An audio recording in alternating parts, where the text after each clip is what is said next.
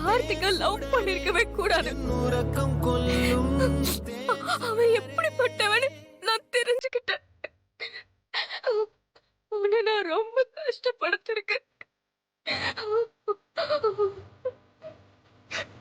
என் அப்பா அம்மாக்கு அப்புறம் என் மேல எவ்வளவு பாசம் வச்சிருக்கிறேன்.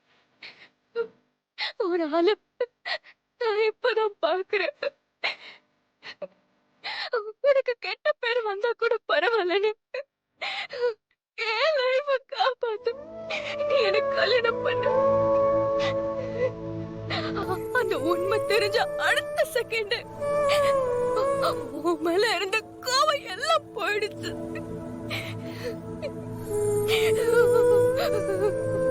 இனிமே நான் கூட சந்தோஷமா வாழணும்னு ஆசைப்படுறேன். ஆனே தலையெழுத்து.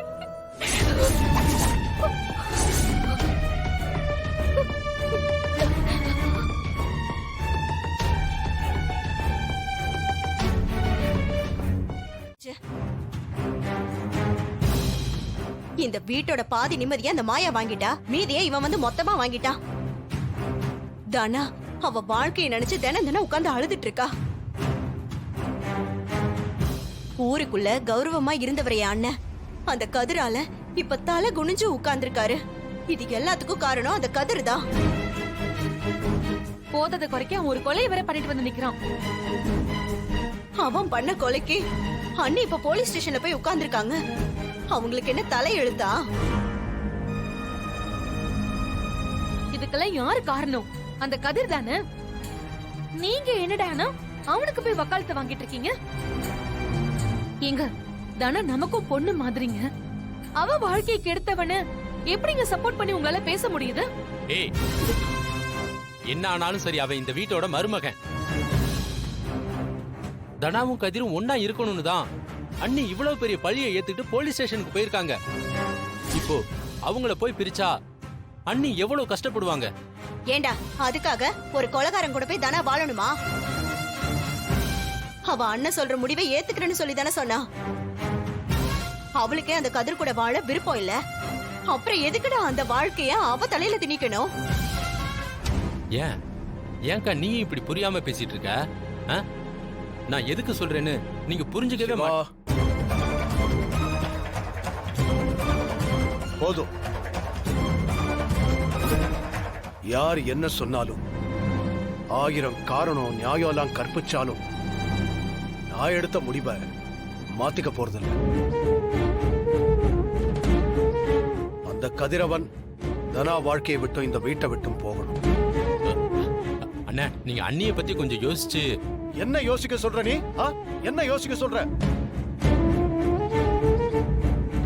கட்டுன புருஷனோட வார்த்தைக்கு அவ கொஞ்சமாவது மரியாதை கொடுத்தாளா? இந்த குடும்பத்துக்கு அவமானம் ஆகிடும் கூட யோசிக்காம இப்படி பண்ணா நான் மனசு மாறிடுவேன்னு நினைக்கிறாளா அவ? என் பேச்ச கேட்காம போனதுக்கு என் முடிவு அவளுக்கு ஒரு பாடமா இருக்கும். நான் எடுத்த முடிவுதான் தனா வாழ்க்கையில ஒரு விடியலை கொடுக்கும். டே சிவா, அதான் அண்ணனே சொல்லிட்டு இருக்காருல்ல, நீ சும்மா சும்மா அவரை எதிர்த்து பேசிட்டு இருக்காத. தனாக்கு எது நல்லது கெட்டதுன்னு அவருக்கு தெரியும். தனத்துக்காக வரிஞ்சு கட்டிட்டு வந்து நிக்க வேண்டாம். அவரே மனச மாத்திக்கிட்டாலும் நீங்க 2 பேரும் விட போறது இல்ல. ஆனா ஒண்ணு சொல்றேன், நீங்க 2 பேரும் இருக்கிற வரைக்கும் இங்க எதுவும் உருப்படாது. மூஞ்சிகளை பாரு.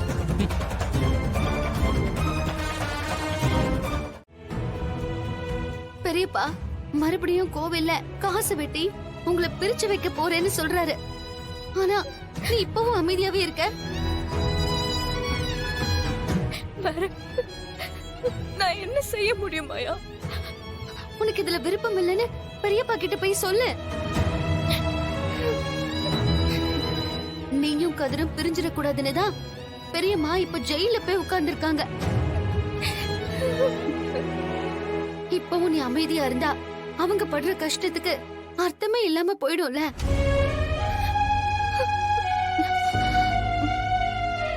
இங்க பாருதானா, கதிர் கெட்டவன்னு பெரியப்பா நினைச்சிட்டு இருக்காரு.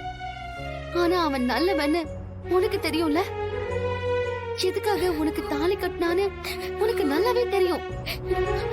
அவன் உன்னையும் நம்ம குடும்ப கௌரவத்தையும் காப்பாத்ததான் அப்படி பண்ணா. அத நீ புரிஞ்சுக்கிட்டல. எனக்கு புரியுது. அப்புறம் ஏன் இன்னும் சைலண்டா இருக்க? உன் மனச தொட்டு சொல்லு. கதிர் கூட சேர்ந்து வாழ உனக்கு விருப்பம் இருக்குதானே? கதிர் மேல உனக்கு காதல் இருக்குதானே?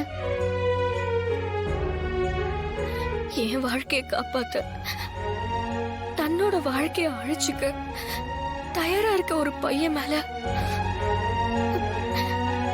எப்படிதான் ஒரு பொண்ணுக்கு காதல் வராம இருக்கும்? விருப்பம் இருக்குதானே?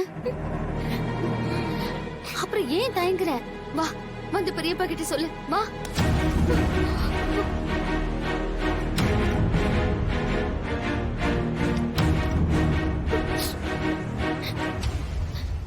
இல்ல மாயா, என்னால அது முடியாது.